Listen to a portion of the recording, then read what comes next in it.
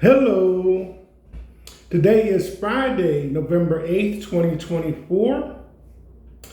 This is a Side Show. I'm Theodore Parker coming to you from Lexington, Kentucky, USA. The weather today in this area will be mostly sunny, highs in the mid 60s and lows in the low 40s. Blizzard and severe weather threatens the Rockies and central United States. Rain expected Saturday night in this area. Temperature a little higher than yesterday. Sunrise today was at 7:11 a.m. and sunset will be at 5:31 p.m. Wind today about 5 miles per hour. The AQI is good at 40 and pollen, none. This is a Side Show. I'm Theodore Parker. If you're watching, don't forget to like, comment, share, and subscribe. Well, I came on yesterday and I mentioned the results of the voting for November 5th, Tuesday. We're still in that week, the last day of that week. And as I said, the results were not as I hoped for. But as I kind of mulled things around in my mind, it brought a few things to the surface. So I'm going to comment on that today. There's a lot that goes into preparing for a project, whether whether it's personal or business. You have to have the materials, you have to have the information. You may need some helping hands. All this being said, it takes a moment for things to come from being an idea to a real tangible thing. So we have to be aware of our participation, what we get from others. And this I think, applies across the board. Even rich folks, as high as their money takes them in lifestyles, still need people to perform tasks. And that reminds me of the Oprah Winfrey story where she went into a business or into a store and wanted to make some purchases and wasn't exactly thrilled with how she was received, and details notwithstanding, end up buying the business. So there is an expression, the same people you meet on the way up are the same people you meet on the way down. So we have to be conscious of how we treat people.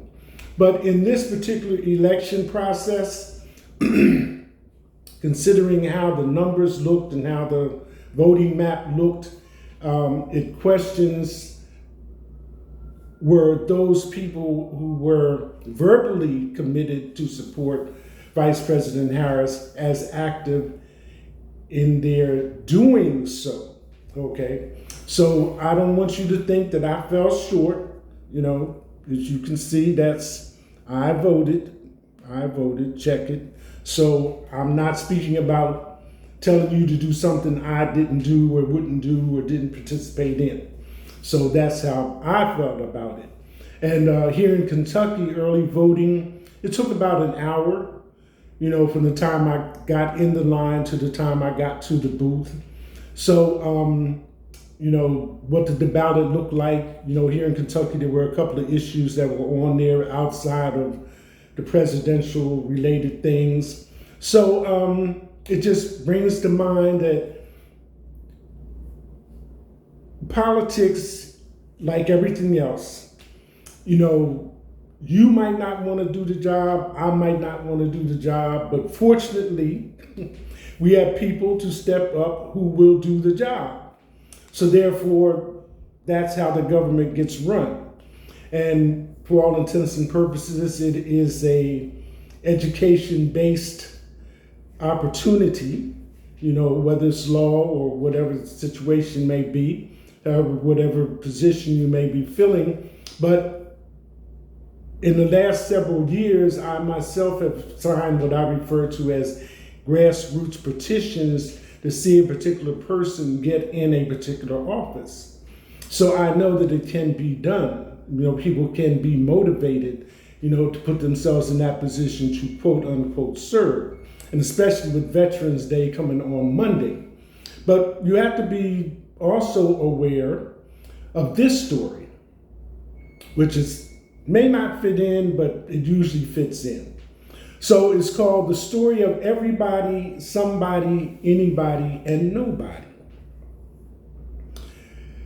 So it's submitted by an author.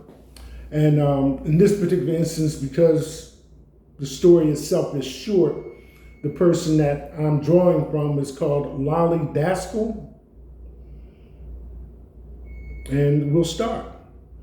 Recently, I told a group of leadership executives a simple but meaningful story that you may have heard before, which, by the way, it was commented on in the news that as far as the Democrats are concerned, Walz did vote in person and Harris did a mail-in vote. So it's not the joke where the politician forgot to vote for his or herself. Okay, continuing. It's the story of 4 people named Everybody, Somebody, Anybody, and Nobody. Here's the story titled, Whose Job Is It Anyway? This is a story about 4 people named Everybody, Somebody, Anybody, and Nobody. There was an important job to be done, and everybody was sure that somebody would do it. Anybody could have done it, but nobody did it. Somebody got angry about that because it was everybody's job. Everybody thought that anybody could do it, but nobody realized that everybody wouldn't do it. It ended up that everybody blamed somebody when nobody did what anybody could have. The story may be confusing, but the message is clear. No one took responsibility, so nothing got accomplished. It's a story that plays out often in organizations and companies and on teams, anywhere there's a culture that lacks accountability. But how do you get people to take responsibility for their work? Different things work in different situations, but here are some strategies that have proven to be effective. Become a role model. You can't tell people what to do if you yourself aren't willing to hold yourself to the same level. If you want people to act responsibly, you have to be accountable. Your team and your company look to you for direction. Don't make assumptions. Don't assume that others know instinctively what to do and when to do it, or even what you expect from them. Before people can take responsibility for their work, they require clear communication. The more you communicate, the better the results are likely to be. Set the standard. If you expect excellence, it's up to you to set the standards for results and performance. Make each task or goal measurable and set it on a reasonable timeline so it's achievable. Give people a clear target and they'll work to reach it and maybe even surpass it. Get the buy-in to go the distance. You need people to buy in and commit if you want to succeed. Each vision should be compelling, each goal should build toward the whole, each task should be laced with motivation. You need people to feel compelled, inspired, and motivated to take responsibility. Make regular checkups. One of the biggest reasons people fall short is a lack of follow-through by leadership. Help people stay focused by setting up regular checkpoints, phone calls or meetings where everyone can communicate and catch up, staying focused on moving forward and being accountable. When people know there will be checkups, they're less likely to procrastinate and more likely to hit their targets. Provide support and training.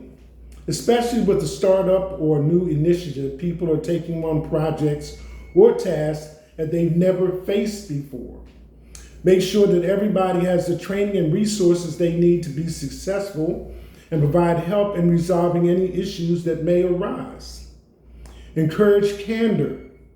One of the worst things that can happen to a team is for people to feel uncomfortable discussing problems and expressing their honest opinions. Build a culture of candor so that people know it's the norm to tell the truth, even when it's difficult or awkward. Concentrate on solutions and not only problems. If people are having problems or falling behind, expect them to come to you with possible solutions, not just the problems. Create an expectation that the first response to a problem is to start finding solutions. Praise performance. Praise people for good results and be specific with your acknowledgement. Let them know what they did well and how their work is affecting others. If they fall short, coach them privately and let them know how they can improve. And if their performance does not improve, also address this with meaningful consequences that have been explained ahead of time. To avoid having your team become everybody, somebody, anybody, and nobody, commit to becoming the kind of leader who takes responsibility for your own life and leadership. Lead from within. Don't let anybody or everybody, somebody, or nobody stop you from doing what you need to do to create the leadership and life you can be proud of. So I just wanted to share that with you this Friday, November 8th, 2024. Again, this is a sideshow. I'm Theodore Parker. It's the weekend. That's it. Hashtag.